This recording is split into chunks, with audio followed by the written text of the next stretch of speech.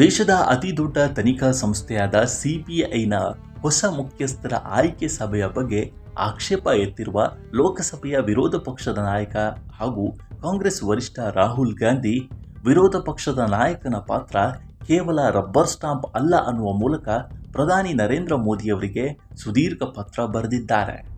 ಆ ಕುರಿತ ವರದಿ ಇಲ್ಲಿದೆ ನೋಡಿ.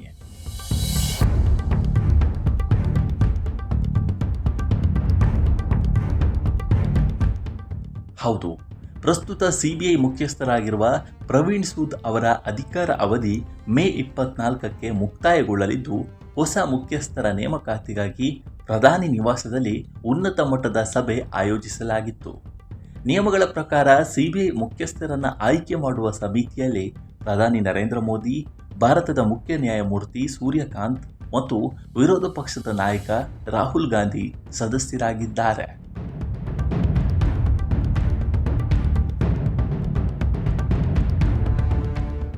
ಆದರೆ ಕೇಂದ್ರ ಸರ್ಕಾರ ನೂತನ ಮುಖ್ಯಸ್ಥರ ಹುದ್ದೆಗೆ ಸೂಚಿಸಿರುವ ಹೆಸರನ್ನ ವಿಪಕ್ಷ ನಾಯಕ ಒಪ್ಪಿಲ್ಲ. ಇದಾದ ನಂತರ ಪ್ರಧಾನಿ ಮೋದಿಗೆ ಸುದೀರ್ಘ ಪತ್ರ ಬರೆದಿರುವ ರಾಹುಲ್ ಗಾಂಧಿ, ಸರ್ಕಾರ ತಮಗೆ ಅರ್ಹ ಅಧಿಕಾರಿಗಳ ಸಂಪೂರ್ಣ ವಿವರಗಳನ್ನು ಒದಗಿಸಿಲ್ಲ ಅಂತ ಗಂಭೀರವಾಗಿ ಆರೋಪಿಸಿದ್ದಾರೆ.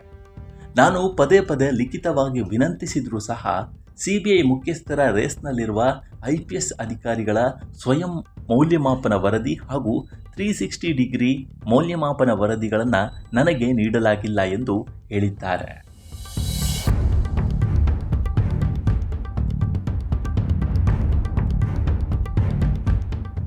ಮುಂದುವರೆದು ವಿರೋಧ ಪಕ್ಷದ ನಾಯಕನ ಪಾತ್ರ ಕೇವಲ ರಬ್ಬರ್ ಸ್ಟಾಂಪ್ ಅಲ್ಲ ಅಂತ ರಾಹುಲ್ ಗಾಂಧಿ ರಾಜಕೀಯ ವಿರೋಧಿಗಳು ಮತ್ತು ಪತ್ರಕರ್ತರನ್ನ ಗುರಿಯಾಗಿಸಲು ಸರ್ಕಾರ ಸಿಬಿಐ ಅನ್ನು ಬಳಸುತ್ತಿದೆ ಎಂದು ಆರೋಪಿಸಿದ್ದಾರೆ.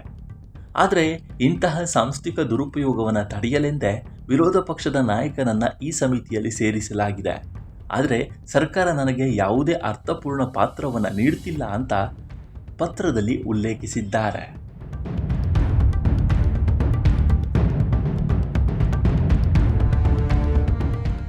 ಇದರೊಂದಿಗೆ ಸಭೆಯ ವೇಳೆ ಏಕಾಏಕಿ 69 ಅಧಿಕಾರಿಗಳ ಸುದೀರ್ಘ ಪಟ್ಟಿಯನ್ನು ಎದುರಿಗಿಟ್ಟು ಪರಿಶೀಲಿಸುವಂತೆ ಒತ್ತಾಯಿಸಲಾಯಿತು ಅಂತ ದೂರಿದ ರಾಹುಲ್ ಗಾಂಧಿ, ಅಧಿಕಾರಿಗಳ ಹಿನ್ನೆಲೆ ಮತ್ತು ದಕ್ಷತೆಯನ್ನು ವಿವರವಾಗಿ ಪರಿಶೀಲಿಸದೆ ಆಯ್ಕೆ ಮಾಡೋದು ಇಡೀ ಪ್ರಕ್ರಿಯೆಯನ್ನು ಕೇವಲ ಒಂದು ಔಪಚಾರಿಕವನ್ನಾಗಿ ಮಾಡುತ್ತೆ.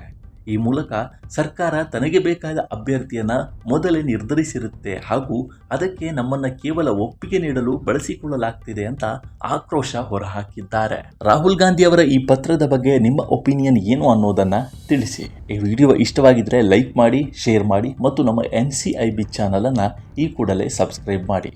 ಮುಂದಿನ ವಿಡಿಯೋದಲ್ಲಿ ಸಿಗೋಣ. ನಮಸ್ಕಾರ.